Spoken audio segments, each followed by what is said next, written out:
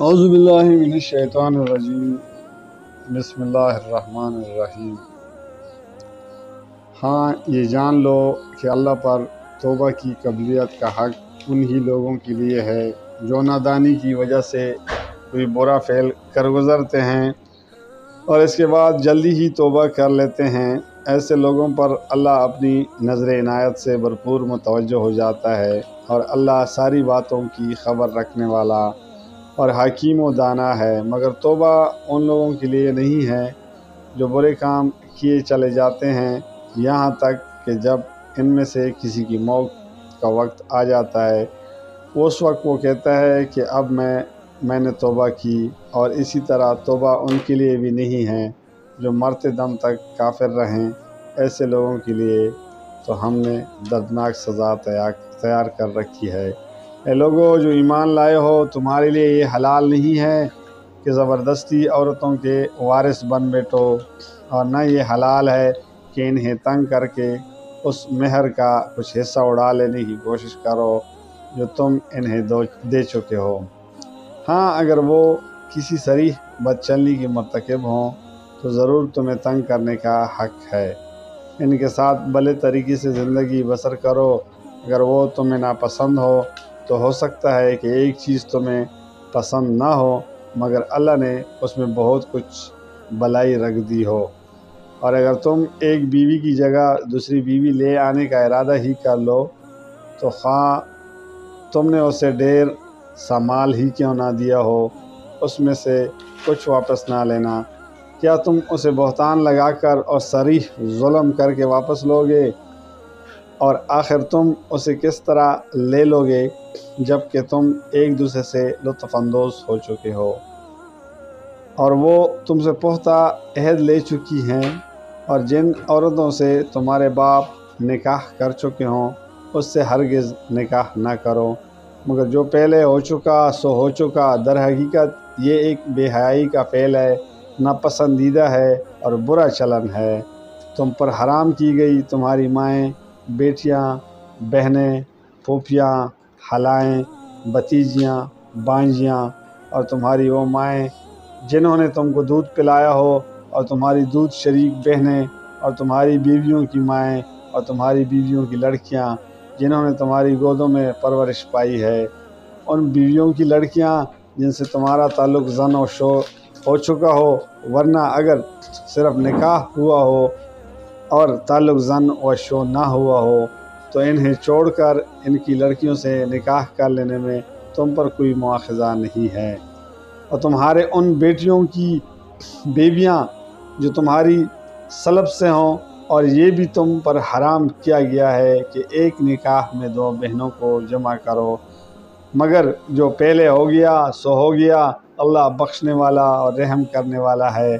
اور وہ عورتیں بھی تم پر حرام ہے جو کسی دوسرے کے نکاح میں ہوں، محسنات، البتہ ایسی عورتیں اس سے مستثنیٰ ہیں جو جنگ میں تمہارے ہاتھ آئی، یا اللہ کا قانون ہے جس کی پابندی تم پر لازم کر دی گئی ہے۔ ان کے ماں سوا جتنی عورتیں ہیں انہیں اپنے اموال کے ذریعے سے حاصل کرنا تمہارے لیے حلال کر دیا گیا ہے، بشرطے کہ حصار نکاح میں ان کو محفوظ کرو، نہ یہ کہ آزاد شہوت رانی کرنے لگو۔ پھر جو ازدواجی زندگی کا لطف تم ان سے اٹھاؤ، اس کے بدلے ان کے مہر بطور فرض ادا کرو، البتہ مہر کی قرارداد ہو جانے کے بعد آپس کی رضامندی سے تمہارے درمیان اگر کوئی سمجھوتا ہو جائے تو اس میں کوئی حرج نہیں۔ اللہ علیم اور دانا ہے۔ اور جو شخص تم میں سے اتنی مقدرت نہ رکھتا ہو کہ خاندانی مسلمان عورتوں یعنی محسنات سے نکاح کر سکے، اس سے چاہیے کہ تمہارے ان لونڈیوں میں سے کسی کے ساتھ نکاح کر لے جو تمہارے قبضہ میں ہوں اور مومنہ ہوں۔ اللہ تمہارے ایمانوں کا حال خوب جانتا ہے۔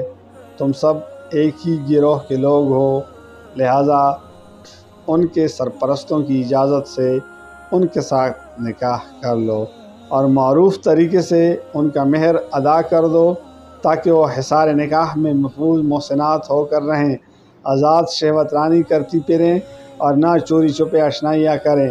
پھر جب وہ حصار نکاح میں محفوظ ہو جائیں اور اس کے بعد کسی بد چلنی کی مرتکب ہوں تو ان پر اس سزا کی بنسبت آدھی سزا ہے جو خاندانی عورتوں کے لیے مقرر ہے۔ یہ سہولت تم میں سے ان لوگوں کے لیے پیدا کی گئی ہے جن کو شادی نہ کرنے سے بندہ تقوی کے ٹوٹ جانے کا اندیشہ ہو، لیکن اگر تم صبر کرو تو یہ تمہارے لیے بہتر ہے، اور اللہ بخشنے والا اور رحم فرمانے والا ہے۔ اللہ چاہتا ہے کہ تم پر ان طریقوں کو واضح کرے اور انہی طریقوں پر تمہیں چلائیں جن کی پیروی تم سے پہلے گزرے ہوئے صلحاء کرتے تھے۔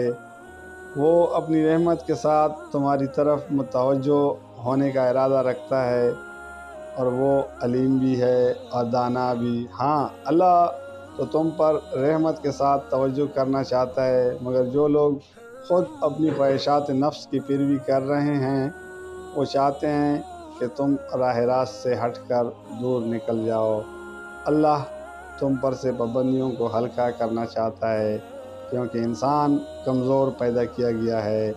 اے لوگو جو ایمان لائے ہو، آپس میں ایک دوسرے کے مال باطل طریقوں سے نہ کھاؤ، لین دین ہونا چاہیے آپس کی رضامندی سے، اور اپنے آپ کو قتل نہ کرو۔ یقین مانو کہ اللہ تمہارے اوپر مہربان ہے۔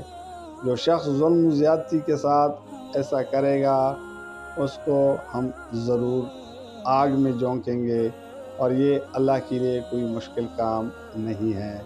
اگر تم ان بڑے بڑے گناہوں سے پرہیز کرتے رہو جن سے تمہیں منع کیا جا رہا ہے تو تمہاری چھوٹی موٹی برائیاں کو ہم تمہارے حساب سے ساقط کر دیں گے اور تم کو عزت کی جگہ داخل کریں گے۔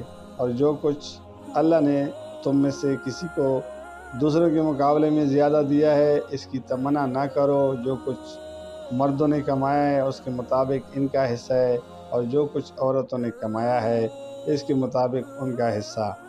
ہاں، اللہ سے اس کے فضل کی دعا مانگتے رہو، یقیناً اللہ ہر چیز کا علم رکھتا ہے، اور ہم نے ہر اس ترکے کے حقدار مقرر کر دی ہیں جو والدین اور رشتہ دار چھوڑیں۔ اب رہیں وہ لوگ جن سے تمہارے عہد و پیمان ہوں تو ان کا حصہ انہیں دو، یقیناً اللہ ہر چیز پر نگران ہے۔ جزاک اللہ، فی امان اللہ۔